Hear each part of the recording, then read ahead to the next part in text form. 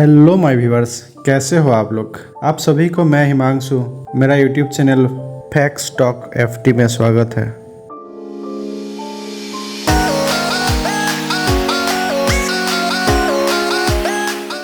दोस्तों, आज हम डिस्कस करने जा रहे हैं कुछ ऐसी अनोखे स्ट्रक्चर के बारे में जो पूरी दुनिया पे राज करते हैं, जिसके पीछे एक बहुत बड़ा कहानी छुपा है। हम बात करने जा रहे हैं दुनिया की सबसे खूबसूरत शानदार प्यार की निशानी ताजमहल की, जिसको पूरी दुनिया सेवेंथ वंडर्स के नाम से भी जानते हैं। उत्तर प्रदेश के एक खूबसूरत शहर आगरा में यमुना नदी का किनारे में एक ऐसी प्यार की निशानी खड़ा है जिसको पूरी दुनिया ताजमहल के नाम से जानते हैं। ताजमहल को 5th मुगल एम्परर शाहजहां ने अपनी पत्नी मुमताज़ महल का डेथ के बाद एक प्यार का निशानी के लिए बनाए थे। शाहजहां जहांगीर के बेटे थे। उसका कार्यकाल 1628 से लेके 1658 तक थे। शाहजहां ने अपने कार्यकाल में 8 बार शादी की थी और मुमताज़ महल उसकी 3 नंबर बीवी थी। लेकिन शाहजहां सबसे ज़्यादा प्यार मुमताज़ महल से करते थे और उससे इतना प्यार करते थे कि ज़्यादातर वक्त मुमताज़ के साथ गुजारते थे। लेकिन शायद कुदरत ने नहीं चाहते थे कि ऐसा प्यार ज़्यादा दिन तक बरकरार रखे। जब 14 नंबर संतान जन्म दिए थे मुमताज़ महल ने, उसी दिन मुमताज़ को इस दुनिया को छोड़ के जाना पड़ा था। मुमताज़ के बारे में जब शाहजहां को खबर मिला है तो वो इतना दुखी हो गए थे कि ऐसा लगा था उसके लिए पूरी दुनिया अंधेरा नजर आ रहे थे। शाहजहां मुमताज़ मरने के बाद 8 दिन तक खाना पीना छोड़ दिए थे और करीब 2 साल तक नाच गान कुछ नहीं सुने थे। कहा जाता है कि मुमताज़ मरने से पहले एक आखिरी ख्वाहिश की थी कि वो मरने के बाद उसका तम दुनिया सबसे खूबसूरत जगह में रखा जाए, और इसीलिए शायद शाहजहां ने अपनी सारी दौलत मेहनत लगा के एक ऐसी खूबसूरत स्ट्रक्चर बनाने का निर्णय लिया था। 42 एकड़ ज़मीन के साथ फैला हुआ ताजमहल बनाने का काम मुमताज़ मरने का 6 महीना बाद यानी 1632 का जनवरी महीना में ही शुरू कर दिए थे। और इसको बनाने के लिए 20,000 से भी ज़्यादा वर्कर्स और 1,000 हाथियों का इस्तेमाल किए थे। हाथियों का इस्तेमाल सामान कैरी करने के लिए किया गया था। इसको कंप्लीट करने में 1-2 साल नहीं, पूरे 20 साल लग गए थे। ताजमहल बनाने के लिए कुल 32 मिलियन रुपीस यानी कि 3.2 करोड़ उस ज़माने में खर्च हुए थे, जो कि आज की दौर पे इसका वैल्यू होता है 1,000 करोड़ से भी ज़्यादा। ताजमहल बनाने के लिए लाल पत्थर और सफ़ेद मार्बल्स का यूज़ किया गया था, जो दुनिया का अलग अलग जगह से बुक किया गया था। ताजमहल का जो डिज़ाइन है वो मुगल आर्किटेक्ट उस्ताद अहमद लाहौरी ने बनाया थे, और भी बहुत सारा आर्टिसंस दुनिया का अलग अलग कंट्री जैसे कि सेंट्रल एशिया, तुर्की, ईरान, सीरिया से आते थे। और इन सभी लोगों का मेहनत के बाद एक ऐसी सरप्राइजिंग अनोखा स्ट्रक्चर खड़ा हुआ है जो कि पूरी दुनिया का सामने है, जिसको हम लोग ताजमहल के नाम से जानते हैं। शाहजहां नहीं चाहते थे कि ताजमहल का स्ट्रक्चर कोई कॉपी करे, इसीलिए वो वर्कर्स के हाथ काट देते थे।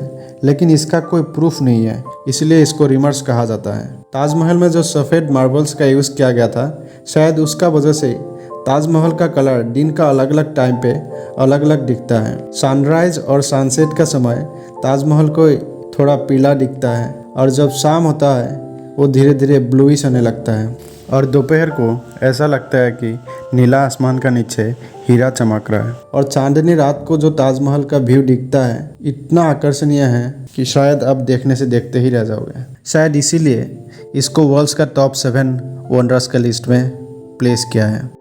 ताजमहल का जो 4 मीनार है वो ऐसे प्लेस किया गया है जो कि एक ऑप्टिकल इल्यूजन क्रिएट करता है। आर्किटेक्ट ने ऐसे बिल्ड किया है कि जब हम मेन गेट से एंटर करते हैं ताजमहल नज़दीक और बड़ा दिखता है, लेकिन जब हम लोग उसका क्लोज जाते हैं वो धीरे धीरे छोटा होते जाते रहता है। ये 4 मीनार का और एक खास बात ये है दोस्तों, ये चारों मीनार मेन महल से थोड़ा आउटवर्ड लीन किया गया है, ताकि जब भी देश में कोई नेचुरल डिजास्टर जैसे अर्थक्वेक आए, मेन महल का कोई हानि ना पहुंचाए, वो बाहर की तरफ टूट के गिरे। कितना शानदार है ना दोस्तों। उस समय का सिविल इंजीनियरिंग कितना स्ट्रांग थे। ताजमहल का जो वॉल है वो बहुत ही बढ़िया डिज़ाइन के साथ किया गया है। ताजमहल का डिज़ाइन करने के लिए बहुत ही प्रेशियस स्टोन्स धातु का यूज़ किया गया था। ताजमहल का वॉल में कुछ अरबिक वर्ड लिखा हुआ है जिसको कैलीग्राफी बोलते हैं। इसको कुरान से लिया हुआ है, जहाँ फ्यूनरल रिलेटेड वर्ड्स लिखा हुआ है जो फ्यूनरल के समय पढ़ा जाता है। और एक इंटरेस्टिंग बात यह है दोस्तों, ताजमहल का वॉल और फ्लोर में कुछ ऐसी प्लेन्स की भी चित्र बना हुआ है जो भी ताजमहल का ब्यूटी को और बढ़ा देता है। रिसर्चर्स का कहना है कि ये चित्र 46 प्रजाति प्लेन से बना हुआ है। आइए हम लोग बात करते हैं अभी ताजमहल के गार्डन के बारे में। ताजमहल का जो गार्डन है ना दोस्तों, वो ताजमहल का ब्यूटी को बढ़ाने के लिए बहुत बड़ा रोल प्ले करता है। पवित्र यमुना नदी के लिए शायद ताजमहल का गार्डन हमेशा हरा भरा रहता है। गार्डन से जुड़ा हुआ ताजमहल और नदी का किनारे में स्थित ताजमहल का जो लोटस जैसा ब्यूटी, वो कोई स्वर्ग से कम नहीं है। और ताजमहल में एक रिफ्लेक्टिंग पूल भी है जो फोटोशूट के लिए एक फेमस स्पॉट माना जाता है। ताजमहल में एक मॉस्को और एक गेस्ट हाउस भी है। मॉस्को फ्राइडे प्रेयर्स के लिए ओपन रहता है, जो कि विजिटर्स के लिए ताजमहल फ्राइडे को बंद रहता है।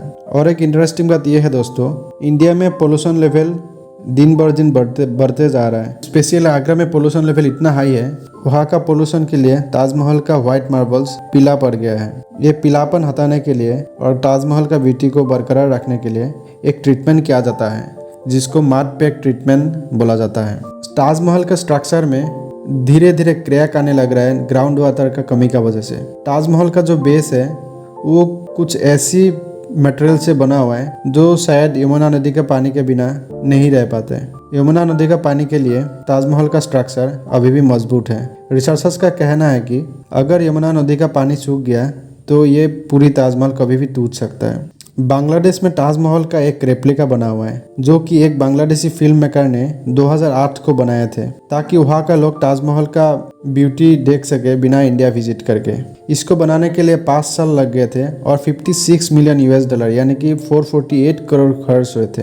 लेकिन इंडिया का ताजमहल और बांग्लादेश का ताजमहल कोई कंपेयर ही नहीं होता है। जब भी कोई देश में बड़ा हमला होता है तब ताजमहल को बेम्बू या लोहे का एक कॉम्प्लेक्स स्ट्रक्चर से कवर किया जाता है। इसको आर्कियोलॉजिकल सर्वे ऑफ इंडिया यानी कि ASI द्वारा कवर किया जाता है। वर्ल्ड वॉर 2 का समय और 1971 पे जब बांग्लादेश और इंडिया का वार हुए थे, तब ताजमहल को ASI द्वारा कवर किया गया था, ताकि दुश्मन ताजमहल का ऊपर तुरंत हमला नहीं कर सके। धीरे धीरे शाहजहाँ का उम्र बढ़ते जा रहा था और उसका इलनेस बढ़ते जा रहा था। तब 1657 में शाहजहाँ ने अपने बड़े बेटे दरा शिकोह को अपना राज्यभार संभालने के लिए देके वो ट्रीटमेंट के लिए चला गया था। लेकिन उसका बेटे के बीच में लड़ाई हो गया था सिंहासन को लेके।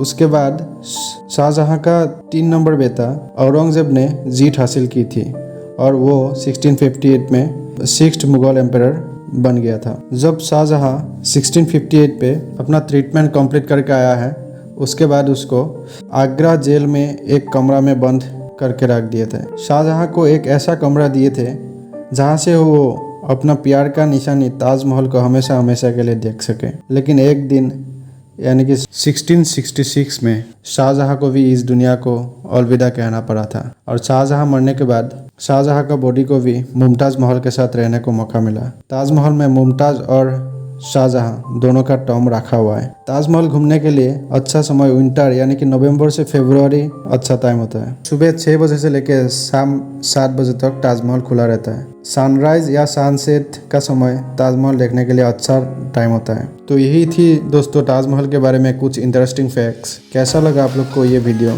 कमेंट सेक्शन में ज़रूर बताना और लाइक शेयर और सब्सक्राइब करने ना भूलना। नेक्स्ट वीडियो जल्दी ही आने वाला है, तब तक के लिए जय हिंद।